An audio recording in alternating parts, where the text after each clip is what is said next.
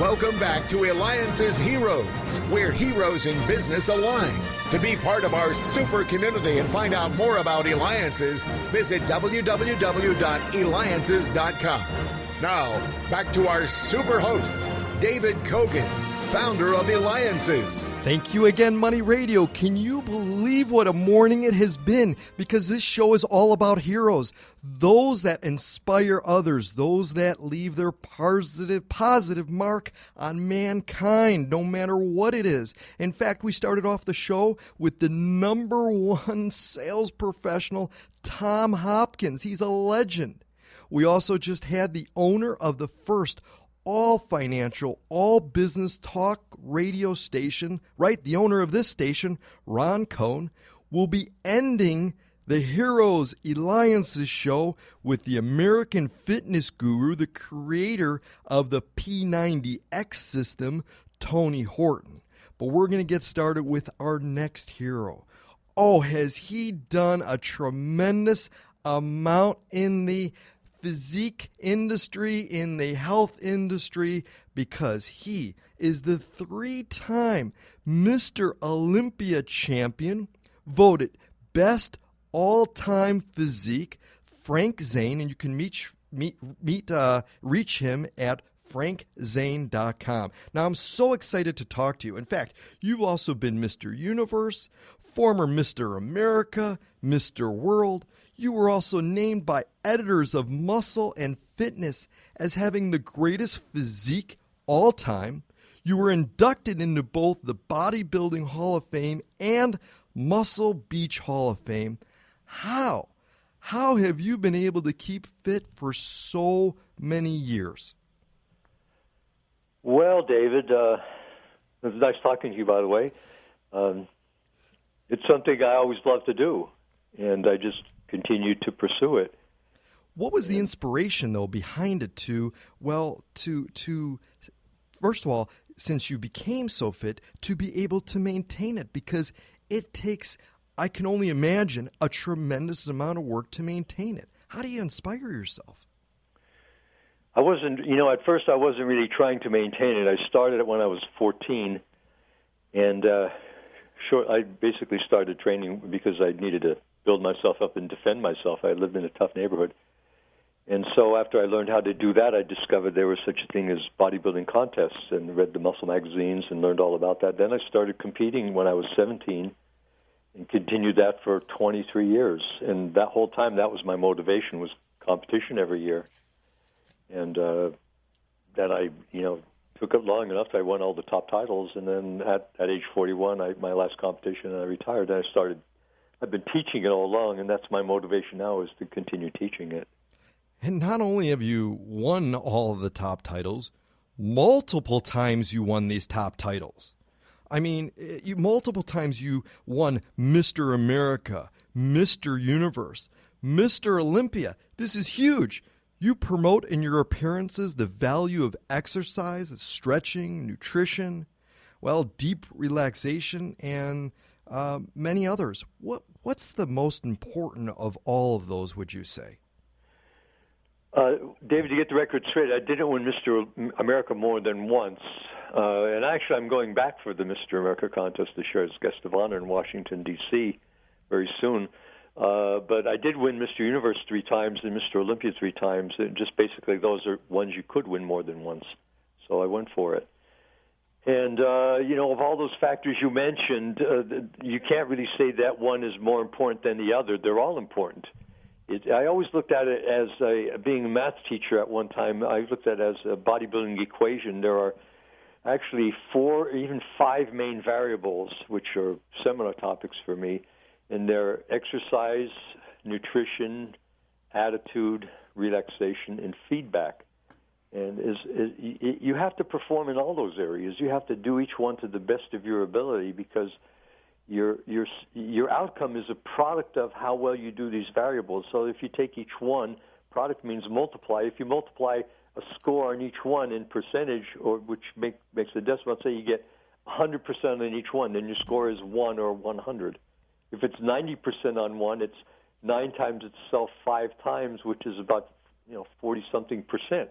I always use that as a mark of how successful I'd be. And my approach is always holistic. I paid attention to everything, all the details, but mainly those things that you were judged on, which was knowing what you look like. Simple as that. So I took a lot of photographs. Now we have the hero, Frank Zane. He can be reached at frankzane.com. Three-time Mr. Olympia champion, plus tons of other amazing accomplishments and awards within the industry. And you're listening to Eliances Heroes on Money Radio AM 1510 and FM 99.3. And are you a hero? Go to Eliances.com. ELIANCES.com, the place where entrepreneurs align. And Frank, not only are you a highly respected Hall of Fame bodybuilder, but you also have written several books. In fact, your most current book, The 91-Day Wonder Body. And you can get it, right, I believe it from frankzane.com. Tell us why you decided to write this book. Well, up to this point, I've written some different materials starting in the late 1970s. We've had books published with Simon & Schuster, my wife and myself. But more recently, I've kept up with it over the years and brought out new publications. My last three books were respectively called High Def Body, Symmetry, and Let's Grow, three different books. And in those, I have different exercise routines, different plans of working out. What I did here is I integrated the routines, the programs in those books, there's 18 different ones, into a program that people can follow day by day for 3 months. That's exactly 91 days, and that's why we call it 91-Day Wonder Body, because it's everything, tells you what to do every day, the workouts, the stretching, suggested meals to prepare, to eat. Also mental exercises, meditation exercises, work on the mind as well as the body.